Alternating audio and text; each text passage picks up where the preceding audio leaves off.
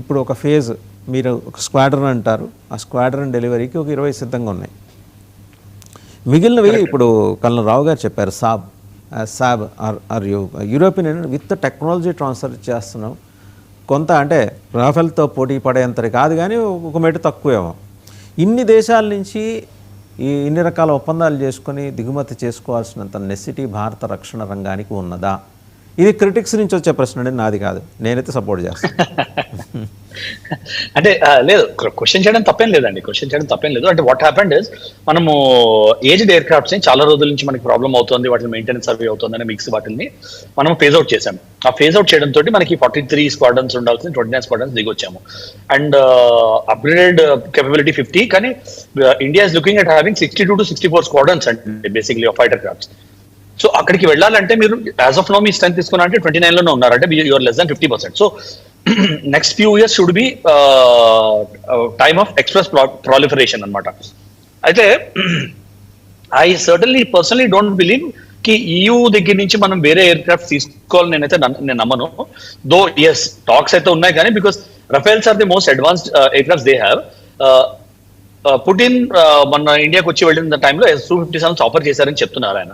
So మీరు strategical గా చూసారంటే నిన్న మనకి ఎమర్జెన్సీ ల్యాండింగ్ ఫీల్డ్స్ అవి కూడా నిన్న ఒకటి అస్సాంలో కమిషన్ చేశారు. ప్రధానమంత్రి ఎమర్జెన్సీ ల్యాండింగ్ ఫీల్డ్స్ కరెక్ట్ ప్రధానమంత్రి గారు ల్యాండ్ అయ్యారు. మీరు ఇవి చూసారంటే మీకు ఉన్న ఫైటర్ జెట్స్ కేపబిలిటీస్, మీకు ఉన్న ట్రాన్స్పోర్ట్ జెట్స్ కేపబిలిటీస్ కి మ్యాచ్ అయ్యేటట్టు ల్యాండింగ్ ఫీల్డ్స్ మీరు తీసుకుంటున్నారు. సో దీనిలో రఫైల్స్ టెస్ట్ చేశారు, సూస్ టెస్ట్ చేశారు, C-130 that is the biggest transport.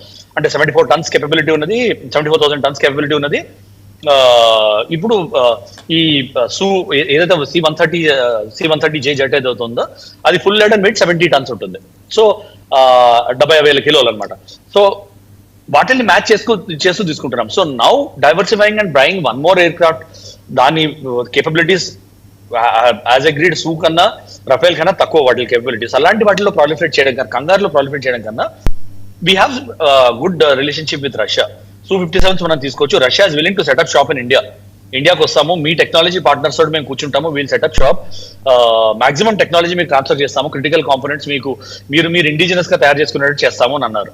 So while one squadron is ready to fly mode లో ఉందంటే రఫేల్ అక్కడి నుంచి టేక్ ఆఫ్ చేసి ఇక్కడికి వచ్చి ల్యాండ్ అవుతాయి, and then they can be inducted and ready to use in Indian Air Force అనమాట.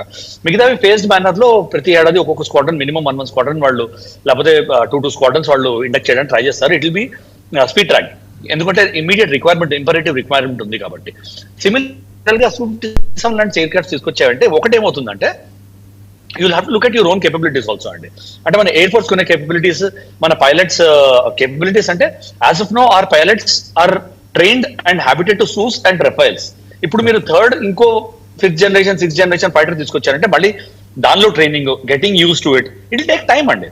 అవి ఒక రోజులో అలవాటు అయిపోవు మనకి. వాటి కేపబిలిటీస్ అంతా మన టెరైన్ లో, మన క్లైమాటిక్ కండిషన్స్ లో, మన వేరియస్ ఆపరేషనల్ థియేటర్స్ లో వాటి పెర్ఫార్మెన్స్ ఎట్లుంటుంది, ఇన్ని పారామీటర్స్ చూసి మీరు తీసుకోవాలి. So I don't think tactically we will go there. నేను అనుకోవడం Su-57 స్పీడప్ చేస్తారు అండ్ ప్యారలల్ ఇండక్షన్ చేస్తారు, so that we have equal number of Rafale and Su squadrons. And then obviously మనం LCA ఒకటి, ఆమ్కా ఒకటి ట్రై చేస్తున్నాము, AMCA jets ఒకటి try చేస్తున్నాము. ఆమ్కా జెట్స్ అవి కూడా మనము తీసుకొచ్చామంటే దెన్ ఇండిజినస్ ఒకటి, దెన్ ప్యారలల్లీ మన ఇవి ఏమంటారు ఈ రఫేల్స్ బయట నుంచి వచ్చింది with technology transfer to India. ఇవి ప్యారలల్ గా వచ్చాయంటే I think our capability will be full in the next 4-5 years.